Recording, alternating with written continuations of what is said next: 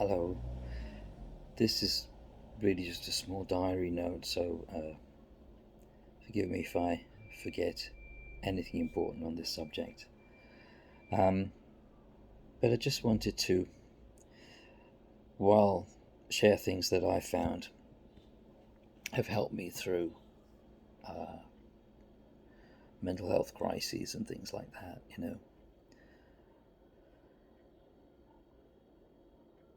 One thing is very much to accept your nature and accept who you are and where you are, in some sense, at a basic level, and to not feel bad about that.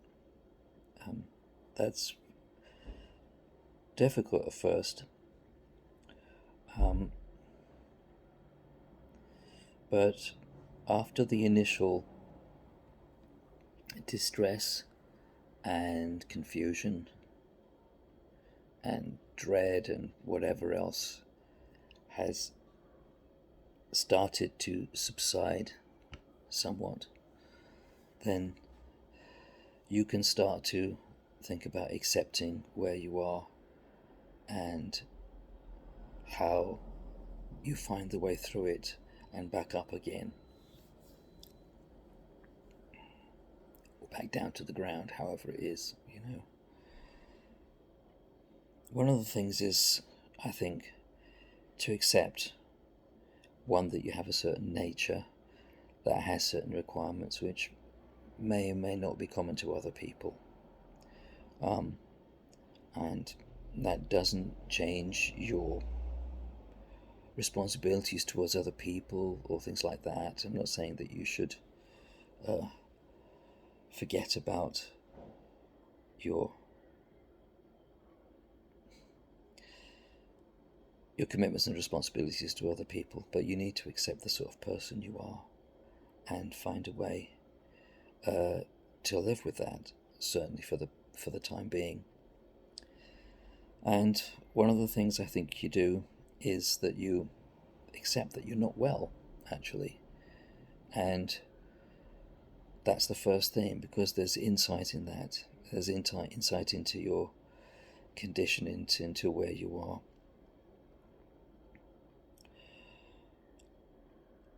From that, I think you do what anybody does when they don't feel well, which is, as far as they can, they draw in and rest, and that they give themselves, as far as they can, the care that will just make themselves feel somewhat better in that moment.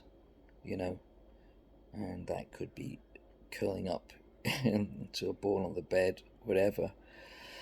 I mean, you may have other strategies, you may have all sorts of strategies that you find help, and you will find strategies that help. But one thing you do is you accept that you're not well, and you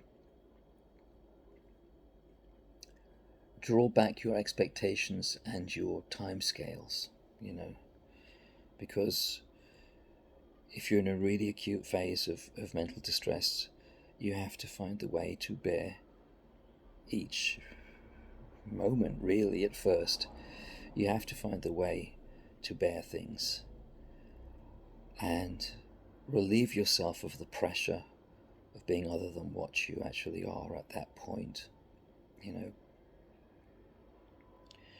And so that's certainly one thing. Seek rest as far as you can. Seek a sort of shelter as far as you can. Draw in and find the kind of nurturance that you need as far as you can in yourself. Now, from that, as you start to recover from the really acute stages of some of these things, and everyone is obviously different, and there are many, many different conditions, so it doesn't go for everything, but this is just what I found. Then you start to function during your day and during your life as best you can, and you have very, very small goals, very small steps, and you pace yourself carefully, and you listen to yourself. And one day going out and doing the shopping is basically going to be a big achievement, and you need to actually like tick that off and acknowledge that you did it, acknowledge that you achieved that, and then that's a good thing. Uh, Keep to small things, take small steps, just go step by step as far as you can, um, and things will change, and you will get through it. The obvious thing, obviously, here, you also need to find the help and support you need externally, um, whether that's medication or therapy or seeing a psychologist or something else. You should find the help that you need, because sometimes things are overwhelming, and they are overwhelming for weeks or what have you, you know. Now, you need to find the help to alleviate that suffering and to start to find a roadmap through things. So you do need to find help, whatever it is.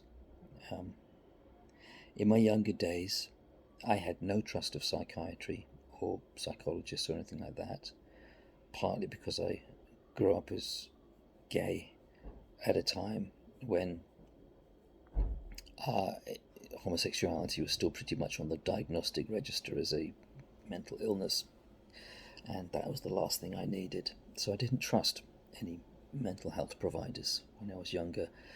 So I had to find my own way through, which was tough.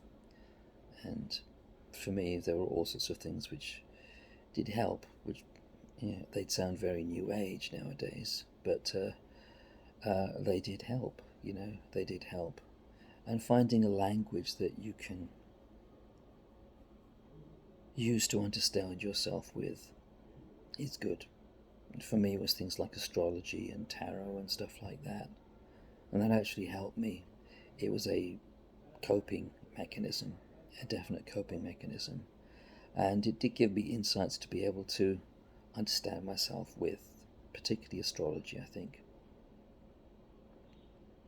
So those are just a few things, I guess. It's just my experience, and it's all I can share really. Is that obviously, if you are so acutely ill that you are suicidal, you need to get urgent help, because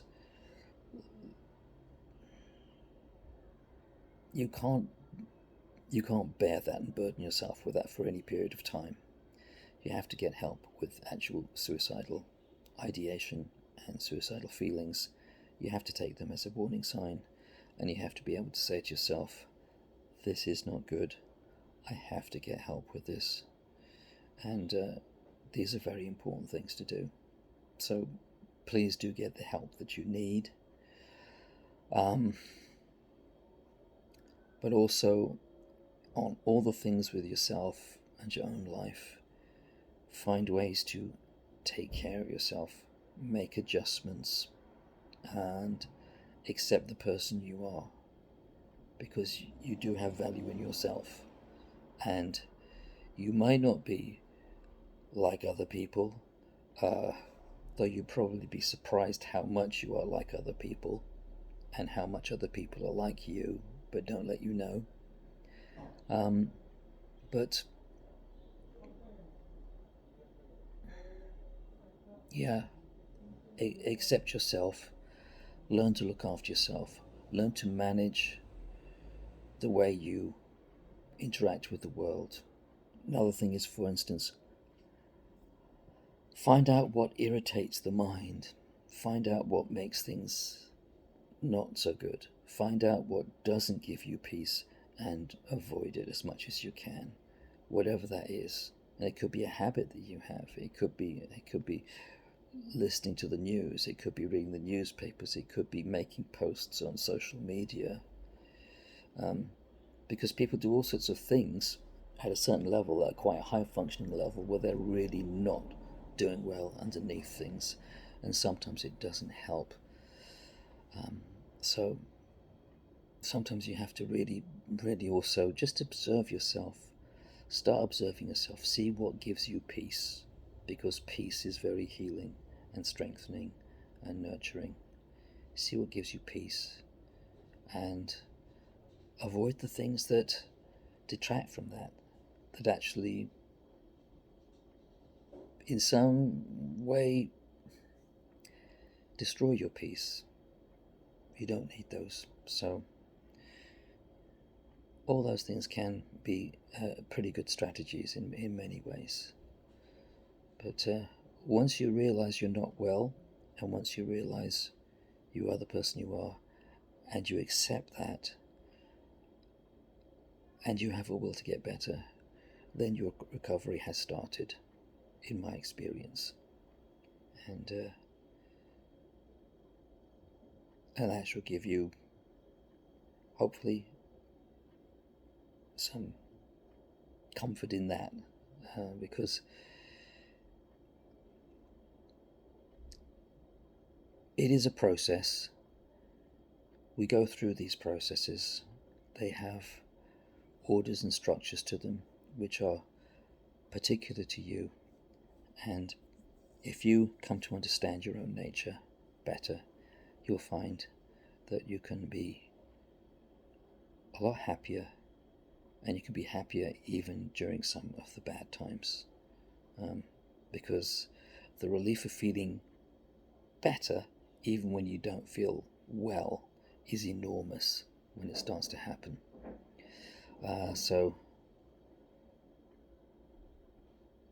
I hope that's of some help to somebody. I just wanted to share that, and I hope you all have a good day. Bye-bye.